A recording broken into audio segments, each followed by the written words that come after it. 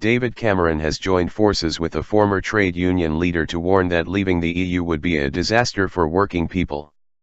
The PM set aside his political differences with ex-TUC boss Brendan Barber to pen a joint article for The Guardian, angering trade unions.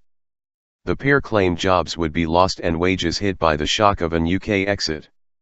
Downing Street has denied watering down new trade union laws to get the movement on side. The UK will vote on June 23 on whether to remain part of the EU. Leave campaigners claim quitting the EU will give a shot in the arm to British businesses hampered by red tape from Brussels, particularly as most small businesses do not trade with the EU but still have to abide by its regulations. Employment Minister Priti Patel, who is campaigning for a British exit, said it would mean the UK could introduce one of the most flexible and liberating regulatory regimes anywhere in the world. But the Remain camp says an exit could lead to the destruction of workers' rights. Labour leader Jeremy Corbyn has warned the Conservatives would carry out a bonfire of rights if Britain voted to leave, a point echoed by the major trade unions. In their article, Mr. Cameron and Sir Brendan Barber argue that leaving the EU would risk jobs, hold down wages and lead to higher prices.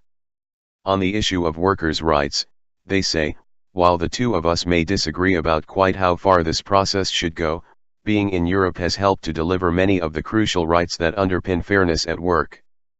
Paid holidays, maternity rights, equal treatment for the millions of people working part-time, protections for agency workers, even equal pay for women at work, all are guaranteed by Europe and all could be at risk if we left. They say very special circumstances have brought them together, adding that they are united in our conviction that Britain, and Britain's workers, will be better off in a reformed Europe than out on our own.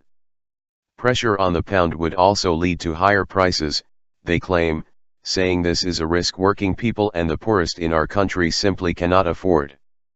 But Fire Brigade's union leader Matt Rack said Sir Brendan's intervention with Mr. Cameron was appalling and he accused the former union boss of letting us all down by joining forces with the Prime Minister. We are staggered that Sir Brendan Barber has lined up with him in this way, he said. Nobody in the trade union movement can seriously believe that Cameron has the slightest interest in protecting workers' rights. The joint Guardian article comes after ministers were accused in the Commons of making concessions in their trade union bill in order to win union support for remaining in the EU. Sale of government policy.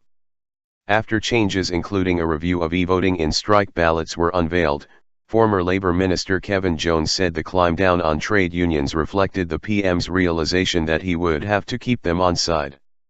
Downing Street said the EU referendum was a separate issue, saying many unions had already set out their views on the subject. But pro-exit Tory MP Bernard Jenkins said he had been told Number 10 had offered concessions after discussions with trade union representatives, adding that, if true, it would amount to the sale of government policy and show that this government really is at the rotten heart of the European Union. Vote Leave, meanwhile, has produced what it calls a new dossier which it says shows how the EU's single market is failing small businesses.